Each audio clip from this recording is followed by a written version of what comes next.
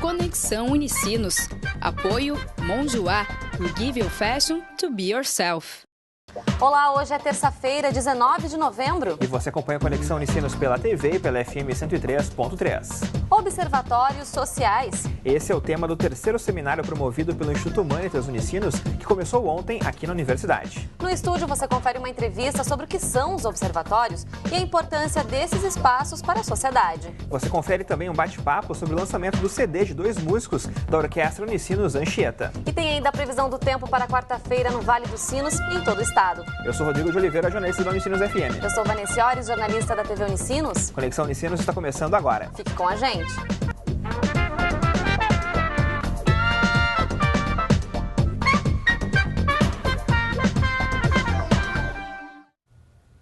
Fazer pesquisas, coletar dados e interpretá-los. Esses são os objetivos dos observatórios sociais.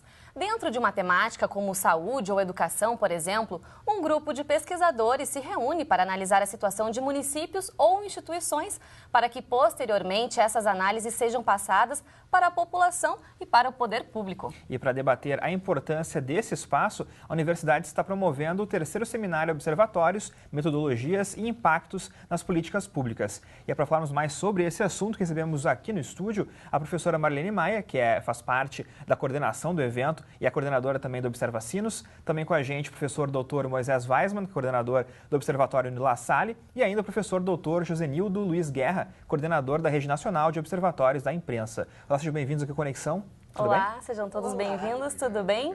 Bom, professora Marilene, ontem aqui no Conexão nós mostramos uma reportagem que falou aí sobre o que são os observatórios, né? Mas acho importante a gente poder retomar um pouquinho como é que é desenvolvido esse trabalho, quer dizer, a partir de como e quem também pode fazer esse tipo de trabalho.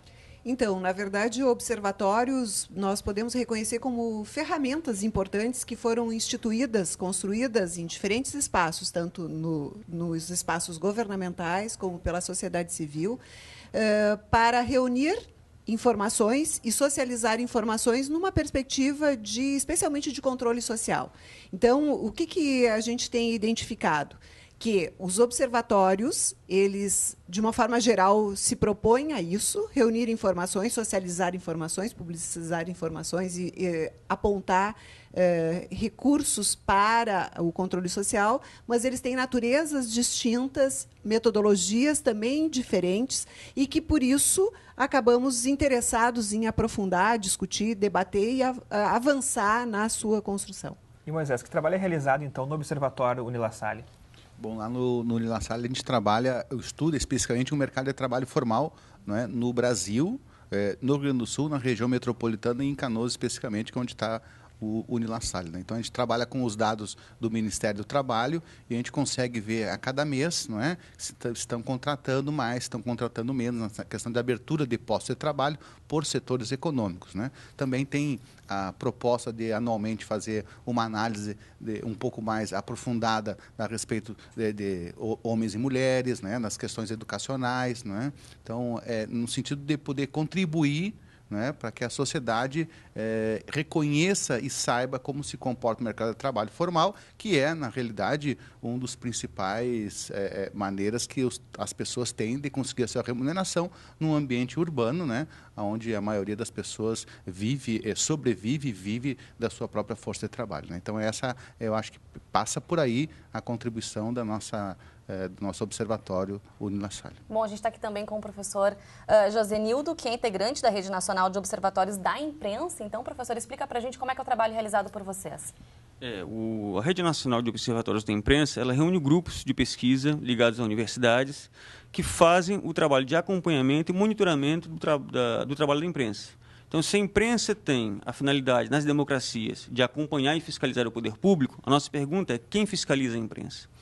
Então, a iniciativa dos observatórios, como a professora Marilene destacou, é cobrar responsabilização e cobrar, no caso específico da imprensa, que ela também preste contas à sociedade do trabalho que ela desenvolve. E no nosso âmbito, nos observatórios de imprensa desses grupos ligados à universidade, nós tanto fazemos monitoramento de imprensa, que tem grupos que agem dessa forma, quanto desenvolvendo metodologias e fazendo pesquisas, produzindo diagnósticos sobre a cobertura jornalística feita pelos veículos que fazem jornalismo.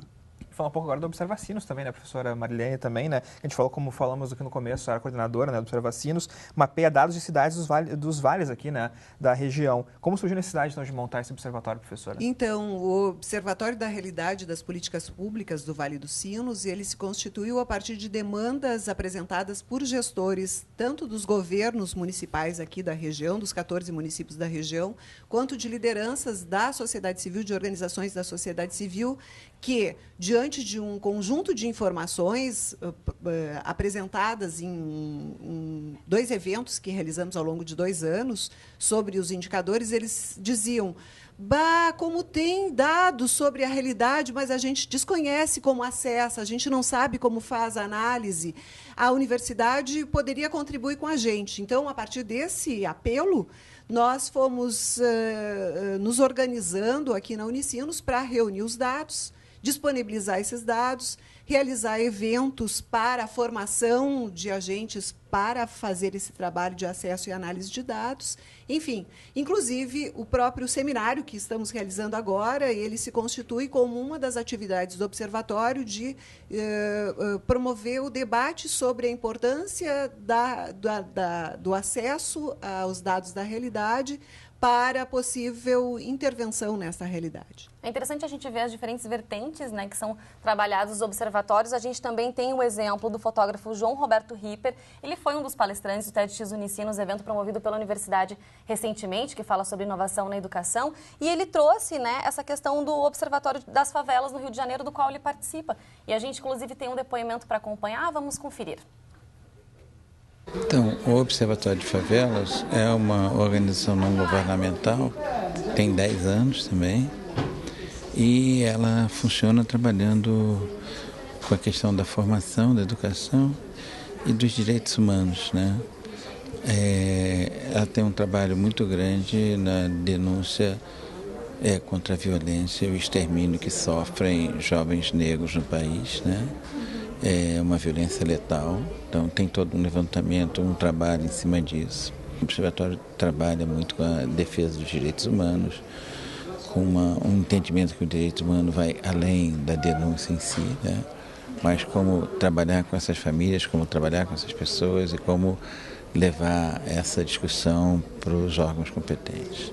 Eu acho que a mudança passa muito por você ouvir, principalmente o que vem dos projetos populares, o que vem das populações, muitas vezes menos favorecidas dentro do ensino tradicional.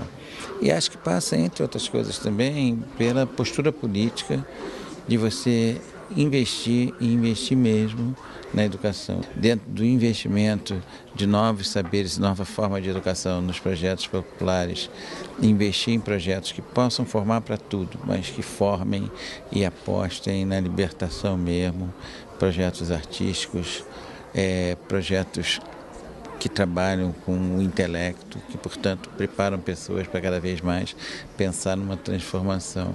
Eu acho que o processo de educação no Brasil necessita cada vez mais um projeto que mude.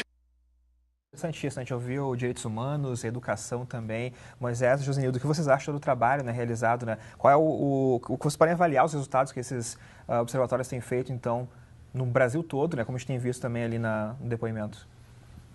No caso dos observatórios de imprensa, o papel é levantar a crítica e cobrar a responsabilização dos veículos jornalísticos, né? E, ao mesmo tempo, a gente alertar a sociedade para que a sociedade também desenvolva mecanismos de cobrança da responsabilidade dos meios de comunicação. Saber identificar, olha, se essa notícia não está boa, se essa notícia não está adequada, se essa notícia não está trabalhando valores legais, como a comunidade pode reclamar. É claro que não é um trabalho fácil, porque, por exemplo, os veículos de comunicação tendem a ignorar solenemente as críticas que lhes são atribuídas, que lhes são conferidas. E aí, o trabalho dos observatórios de imprensa, especificamente, é no sentido de levantar a crítica e levantar o debate. O poder de intervenção ainda é um poder mais complicado e mais difícil, porque depende da mudança de uma cultura profissional, de uma cultura organizacional, de uma cultura mesmo social, que nos mobilize a efetivamente cobrar mudanças. Por exemplo, se a gente vai numa loja, compra um sapato e o sapato tem um preguinho apertando, eu vou na loja reclamar, se a loja não resolver, eu vou ao PROCON reclamar, se o PROCON não resolver, eu vou ao juizado de pequenas causas reclamar.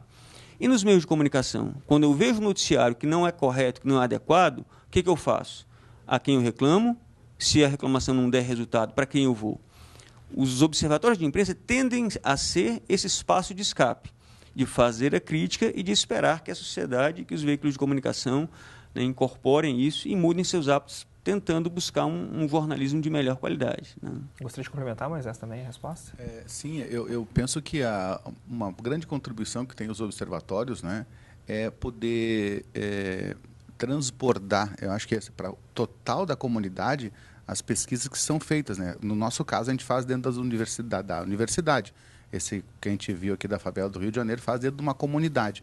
Mas o que acontece? A questão da observação, né? Hoje o mundo é tão dinâmico e a gente está atravessado por tantas questões e tem o próprio nosso cotidiano, né?